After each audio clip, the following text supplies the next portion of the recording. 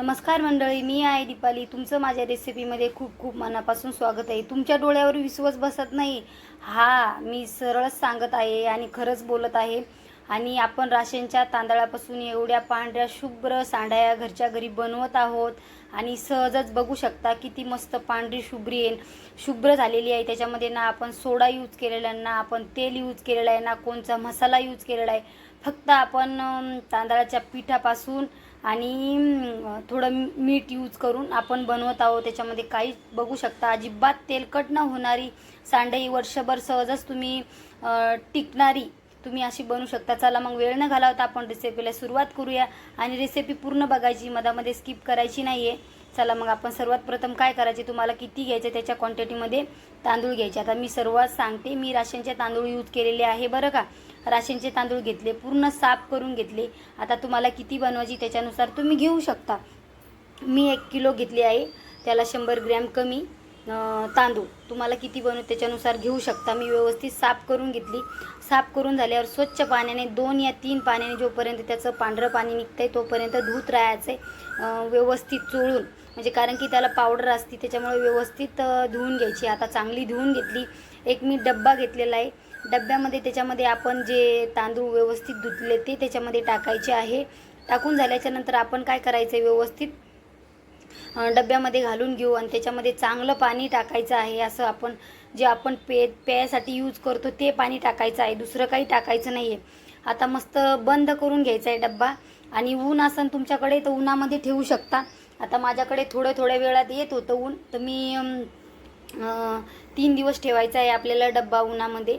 तर मी उन्हामध्ये ठेवायचं, थोडं सावलीमध्ये होतं. पाणी वगैरे काहीच काढायचं नाही. 3 दिवस त्याच्याकडे बघायचं सुद्धा नाही आहे. फक्त ऊन असलं तर उन्हामध्ये ठेवू शकता.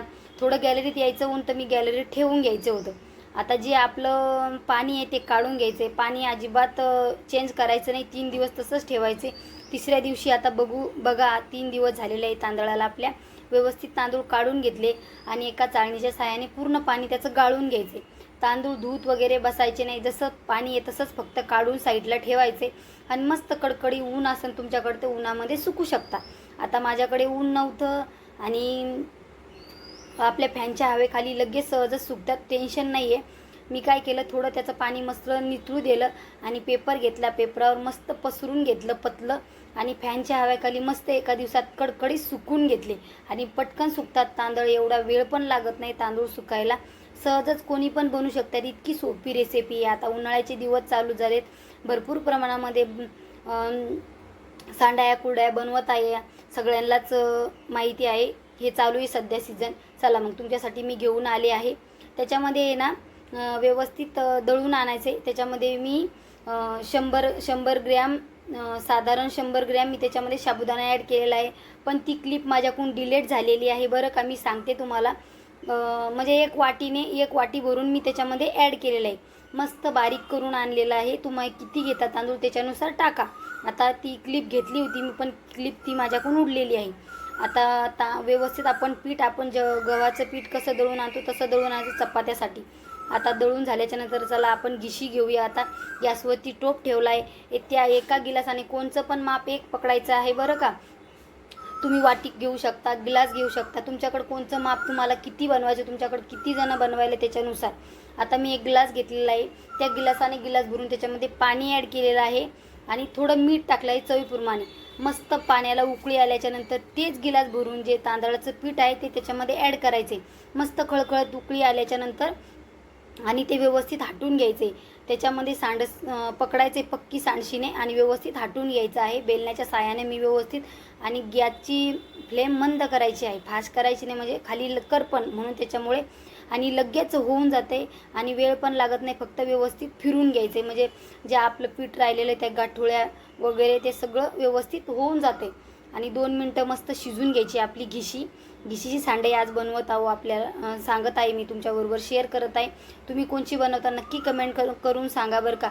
आणि ही प्रकारची सांडई बनवली तर वर्षभर सहजच तुम्ही खाऊ शकता. एकदा बनवली तर टेन्शन नाही आहे, वर्षभर जाते आपल्याला. मुलांना म्हणा, घरात म्हणा, कोणाला म्हणा, सगळ्यांना आवडते खाण्याला. आणि खूप चवदार लागते आणि बनवायला सोपी, सहजच कोणी पण बनवू शकतात. आणि माझ्या रेसिपी सोप्याच असतात. चॅनलवरती नवीन असाल तर चॅनलला पटकन सबस्क्राईबर करा. आणि लाईक करा. रेसिपी जर आवडली तर नक्की एक लाईक करा. चला मग आपली घिशी शिजून झाली आहे. 2 मिनटं मी झाकण ठेवून वाफवून घ्यायची आहे. गॅसची फ्लेम स्लोच करायची आहे, बंद पण करायची नाही आहे, फास्ट पण करायची नाही, स्लोच ठेवायची. 2च मिनटं आपण प्लेट ठेवून ते मस्त वाफवून घ्यायचं आहे, म्हणजे राहिलेलं व्यवस्थित होऊन जाते आणि वेळ लागत नाही. तांदळाचं पीठ लगेच वाफवून जाते. 2 मिनटं झाल्याच्यानंतर काढून घ्यायचे.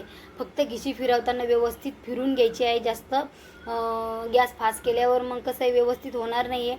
मस्त 2 मिनटं झालेलं आहे आता आपले आणि प्लेट काढून घेतलेली आहे. बघू शकता आपली व्यवस्थित पीठ शिजलेलं आहे. आता एक कॉटनचा कपडा घेतला आहे, रुमाल घेतला आहे मी, सरळ आणि सोपं दुपाटं घेतलेलं आहे छोटंसं आणि त्याच्यामध्ये आहे ना टाकून घेतलेलं आहे. जे राहिलं ते सगळं टोपामधलं काढून घेतलं आहे आणि त्याचं गाठोडं करून घ्यायचं आहे. आणि आपण चपात्याचं पीठ कसं मळतो भाकऱ्या बनवायसाठी तसं मिक्स करून घ्यायचं आहे. गरम गरमच करायचं आहे, कारण की ज्या आपल्या गाठोड्या वगैरे झालेल्या असतात ते एकजीव होऊन जातात आणि फुटतात.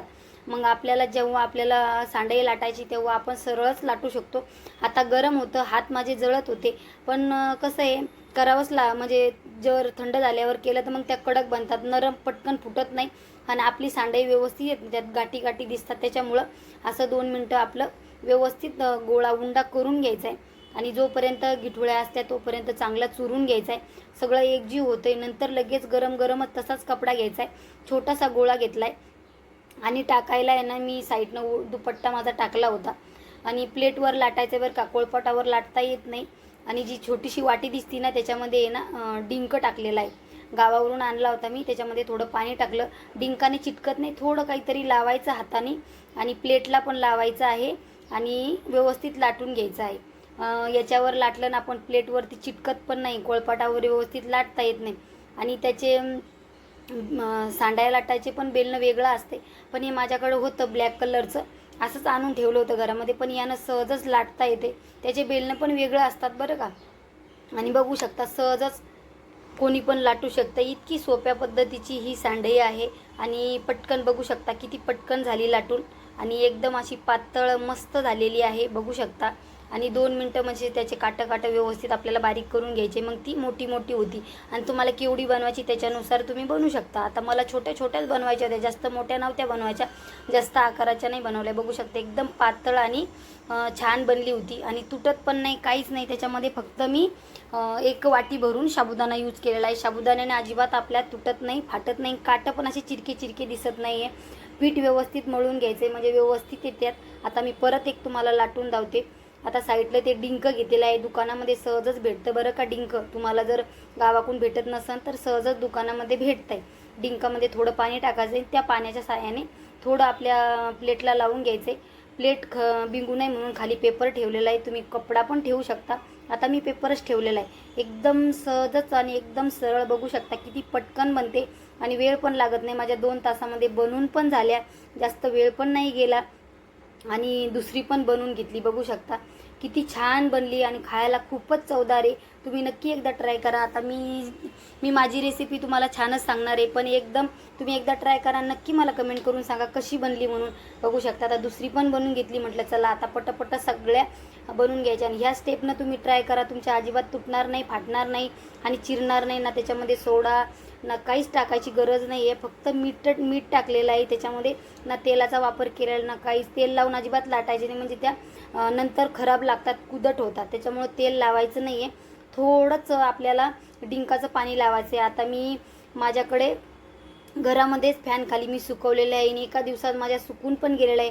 आता सुकल्याच्या नंतर म्हटलं एका डब्यामध्ये भरून ठेवूया. मस्त कडकडीत सुकल्या होत्या आणि सुकून झाल्याच्या नंतर तुमच्याकडे जर बाहेर जर जागा असेल टाकायला तुम्ही बाहेर पण टाकू शकता. आता माझ्याकडे नव्हती तर मी घरातच फॅनच्या हवाखाली सुकवल्या होत्या. मस्त त्याच्यामध्ये दिवसभर म्हणजे आलटीपलटी करत राहायचे, म्हणजे वरची बाजू सुकली तर खालची बाजू सुकून घ्यायची. व्यवस्थित सुकून घेतल्या सगळ्या आणि बंद डब्यात भरून ठेवल्या. आणि आता कसं आहे काहीतरी आपण बनवलं तर मुलांना खायची म्हणजे आवड असते की कधी बनवून देते आम्हाला. त्याच्यामुळं म्हटलं डब्यामध्ये भरून झाल्याच्यानंतर लगेच मुलाला म्हटलं चला तुम्हाला पण तळून देते. आणि सुरुवातीला तुम्ही बघितलेच किती पांढरे शुभ्र आहे आणि खायला खूप चवदार आहे. खूप खरंच चवदार झालेल्या आणि टेस्टी पण चवदार पण झाल्या होत्या. आणि तुम्ही वर्षभर सहजच यूज करू शकता, वर्षभर टिकतात पण चांगल्या. फक्त वाळून घ्यायच्या ना, त्याचा वास येणार ना कुदट होणार. फक्त तेल लावायचं नाही, तेल लावल्यावर खराब होतात. आणि मस्त कडकडीत वाळल्याच्या नंतर एका बंद डब्यामध्ये ठेवून द्यायचं आहे आणि वर्षभर तुम्ही यूज करायचं आहे. कशी वाटली आजची रेसिपी कमेंट करून सांगायला विसरू नका. आणि चला मग एक एक करून सगळं आपल्या डब्यामध्ये भरून घेतलं आहे आणि तुम्ही एकदा ट्राय करा ही रेसिपी. जर आवडली तर मला नक्की कमेंट करून सांगा कशी होती म्हणून. आणि खरंच माझ्या चॅनलवरती नवीन आला असेल तर चॅनलला सबस्क्राईबर करा आणि लाईक करा, बेल आयकॉनवर प्रेस करा, जेणेकरून माझं नोटिफिकेशन तुमच्यापर्यंत पोहोचेल. आणि आजची रेसिपी कशी वाटली कमेंट करून सांगायला विसरायची नाही आहे. चला मग आता म्हटलं चला तुमच्याबरोबर शेअर करते, तळून बघते. बघू शकता मस्त तेल कडकडीत करून घ्यायचं आहे आणि तळून घ्यायच्यात व्यवस्थित. आता मी बनवताना छोटीच बनवल्या, जास्त मोठ्या नव्हत्या बनवल्या. म्हटलं आपल्या डब्यामध्ये बसणार नाही म्हणून मी छोट्या साईजच्या बनवल्या होत्या. तुम्हाला जर आवडत असेल मोठी साईज तर तुम्ही बनवू शकता. आणि कलरच्या बनवायच्या असेल तर कलरच्या पण बनवू शकता. आता मी नव्हत्या बनवल्या, मला नंतर लक्षात आलं की मी एक बनवायला पाहिजे होतं. पण जाऊ द्या, असू द्या, दुसऱ्या वेळेस नक्की ट्राय करा. कशी वाटली रेसिपी कमेंट करायला विसरायचं नाही आहे बरं का. आणि आपल्या चॅनलवरती नवीन आला असेल तर चॅनलला जॉईन करून घ्यायचं आहे, सबस्क्रायबर करायचं आहे. आणि रेसिपी जर आवडली नक्की एक लाईक करायचा आहे. आपल्या चॅनलवरती नवनवीन रेसिपी ब्लॉग नक्की बघायला भेटतात. आणि कशी वाटली रेसिपी कमेंट करायला विसरू नका. चला मग आता आपले सगळ्या सांडाया मस्त तळून झालेल्या आहे. बघू शकता किती शुभ्र पांढऱ्या झालेल्या आहे, खायला खूप चवदार झाल्या होत्या बरं का. आणि ना आपण त्याच्यामध्ये काहीच नाही यूज केलेलं, फक्त मीठ टाकलेलं आहे. आणि खायला खूप चवदार आणि सोपी रेसिपी आहे बरं का. सगळ्या तळून घ्यायच्या पटापट आणि अजिबात तेलकट होणार नाही. आता शक्यतो भरपूर प्रमाणामध्ये लोक तेल खायला टाळतात, त्याच्यामुळे अजिबात तेलकट होणार नाही, टेन्शन घ्यायची गरज नाही. बघू शकता आपली किती छान सांडाई बनलेली आहे, अजिबात तेलकट नाही, पांढरं शुभ्र आहे. आणि त्याच्यामध्ये चीक वगैरे काहीच टाकले नाही. लोक काही चीक पण टाकतात बरं का, आपल्या याचा गव्हाचा चीक पण टाकतात त्याच्यामध्ये. चला मग आता कशी वाटली आजची रेसिपी नक्की कमेंट करून सांगा. आता चला इथंच रेसिपी एंड करते, भेटूया अशा दुसऱ्या रेसिपीमध्ये. रेसिपी आवडली नक्की एक लाईक करून जा. बाय.